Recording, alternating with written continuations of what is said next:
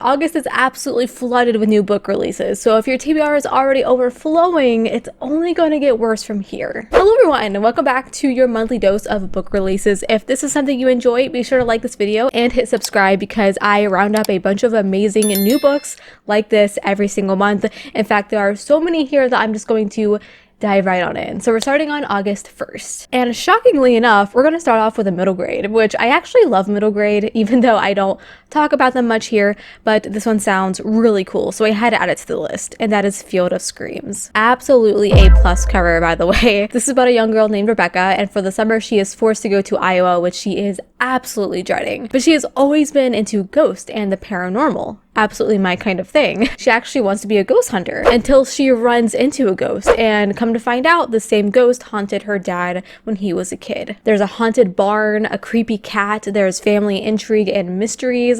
Obviously this is super fitting for the fall season. In fact, that might be when I pick it up myself because I love stuff like this. And then I have Ravensong. TJ Klune's older series is getting rebranded with new covers. I believe Wolfsong book 1 came out last month, and now Ravensong book 2 is next to be re-released. I think this was a great idea since TJ Klune has since gotten way more popular over the last couple years, and his newer books do have a certain style and aesthetic to them. So why not wipe the dust off these older books and give them a repaint? I think that's a great idea. I love it when publishers do that. Now I want to mention this series is not middle grade, though these new covers do scream that, in my opinion. It's quite brutal, actually, following a pack of wolves hiding in plain sight in a community. All right, let's move on to August 8th. We have Medusa's Sisters. Clearly, this is a Greek mythology retelling surrounding the story of Medusa, but instead of Medusa herself, it's told through the perspectives of her immortal sisters. And their narrative spans from their birth, it chronicles their lives together before the tragedy of their transformation, and what occurs after this, all the way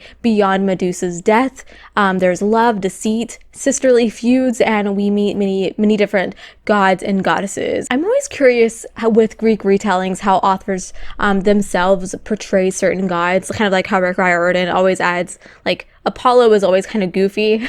I'm always curious about that side of things. Hopefully this one lives up to the hype. Forged in Blood. This is a new, I think, adult fantasy. It's being published by Harper Voyager, which makes me believe it's adult. Please correct me if I'm wrong. It's the first book to a duology, and it's inspired by Nigerian mythology. Wow, that rhymed, and it was kind of satisfying to say. It's following a strong female-centered character who was on a path for revenge. She loses her mom early on because both of them have healing magic, and they got discovered. So she's on a journey to make right all the atrocities that have happened to her. She gathers some friends to kidnap the prince because they think this is like the quickest way to get in the back door, essentially. I love the idea of a character having healing magic.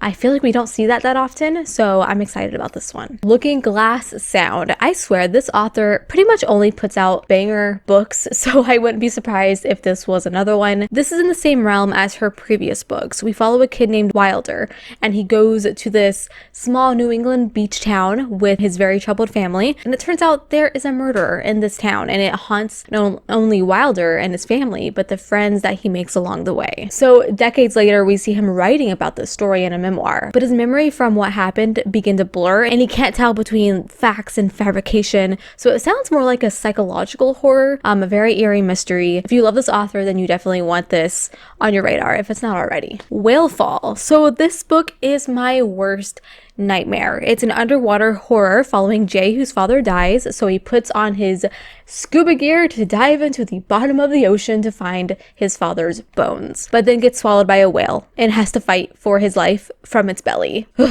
Early reviews for this one are fantastic though, saying it's emotional, unforgettable. Already that plot is insane to me, and it gives me chills as someone who hates the ocean. Well, I find the ocean fascinating, but also terrifies me. I have thalassophobia, so reading this would give me immense anxiety. I can barely dive underwater in video games, but damn it, do I want to read this. Anyways, this is described as gruesome, claustrophobic, and exploration of not only ocean life, but grief as well. If any of you have read it already, let me know, because I would love to know your thoughts. DM me on Instagram if you have to, because I need to know. Is it terrifying? Will I throw up? Cyberpunk 2077, no coincidence. I feel like I'm a broken record with this one, as I've talked about it a few times. And we'll be talking about it again in my July wrap-up video that will be coming up in a few days. So I'm keeping this short. This is a new video game novel set in the world of Cyberpunk 2077. That's right. We're getting a new fully realized story in the wild and crazy Night City, following a ragtag group of strangers who discover the dangers within its streets and back alleys. And sex robots, probably. If you enjoyed the game, I recommend maybe checking this out. My review for it is coming soon, so subscribe, ring that dang bell. It's like the dinner bell, but for books and for you. Okay, so we're moving on to August 15th. We have Thornhedge. This is another T. Kingfisher book that I'm sure so many of you are excited about. This is a novella centered on the story of Sleeping Beauty, but turned inside out. Instead of following Aurora, we are following the fairy who curses her and is actually protecting the world from the horror that comes from Sleeping Beauty. And she has been guarding the tower all alone for hundreds of years. It sounds like it's a story that's going to question who the monster actually is. And I've also heard that it's warm and fuzzy because there's like a knight who is very wholesome and sweet. So I don't know. I'm definitely going to read this one. I'm really excited about it. Labyrinth's Heart. It is finally here, folks. This is the finale to the Rook and Rose trilogy that follows the lives of a con artist, a vigilante, and a crime lord who all become reluctant allies in the quest to save their city from a dangerous ancient magic. It's set in a world that is very reminiscent of Venice and New Orleans. Hopefully this wraps up the story in a way that makes a lot of readers happy and have been dying, as it's been quite a long wait for the conclusion. It's been over a year, maybe a year and a half. Well, the story is finally going to be wrapping up. Finally! Moving along to August 22nd, we have He Who Drowned the World. This is the very highly anticipated sequel to She Who Became the Sun.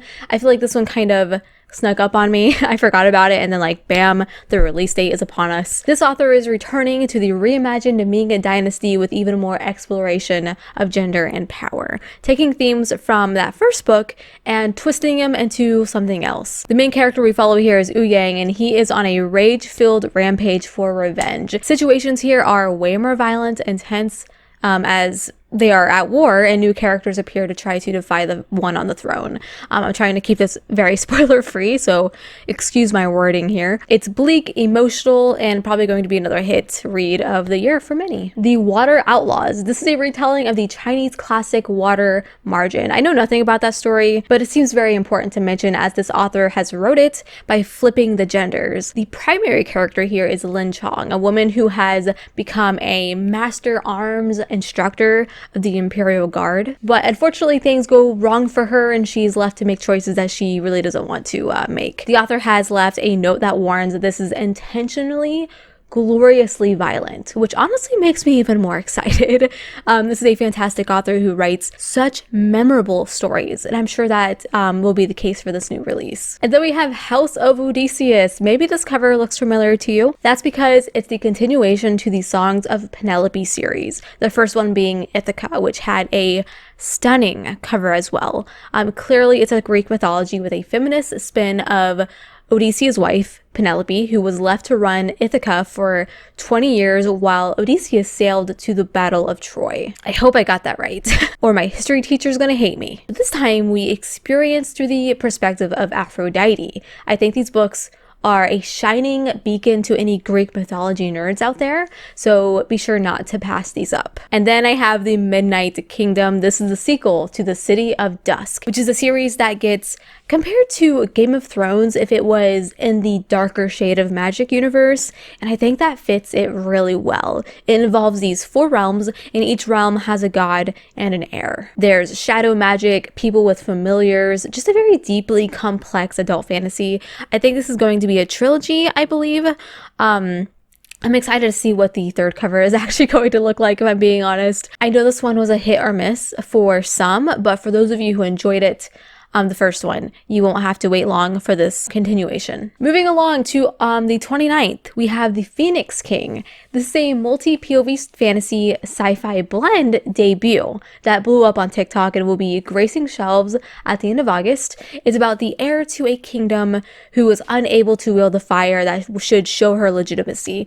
We also follow her father, the king, who wishes to protect her at any cost, and an assassin who is just trying to find stability in his life, all while war threatens to erupt. It's filled with high-stakes politics, dangerous magical powers, and morally gray characters. There are also Indian elements infused into the setting, inspired by the author's heritage. It just sounds really epic. It's really cool that Orbit picked this one up. I think it fits into like their collection really well. It's reminding me a little bit of the Jasmine Throne, like content-wise, so if you are looking for something rich to read, this might be the one. If you're a fan of Elizabeth Lim, then you are going to be really excited to hear that she has a new release, and that is her Radiant Curse. This is set in the same world as the Six Crimson Cranes duology, which is a Southeast Asian YA fantasy, and it's following two characters from that story. We have Chani and her sister, so it's a bit of a prequel story for them. Chani is cursed with a face that is considered a monster, but there is an opportunity for Chani to shed her curse, but only if she sacrifices her sister. It's a lyrical story about the bond of sisters, and it extends that story we previously learned about. I know the Six Crimson Cranes duology was very, very popular, so if you had no idea that there was going to be a prequel focusing on these characters, you know now, because of me. And then finally, last but almost certainly not least, because this is one of my favorite covers, I feed her to the beast, and the beast is me. My fall TBR is getting so large with all these spooky reads coming, and I'm very, very pumped about it. This book is described as a villain origin story, and as someone who is always looking for books where the main character is the villain, I need to freaking read it. It's about a ballerina who is trying to join the Paris Ballet, which is a very white, prestigious ballet company. So she's the underdog of this story, and we experience her fight for this spot.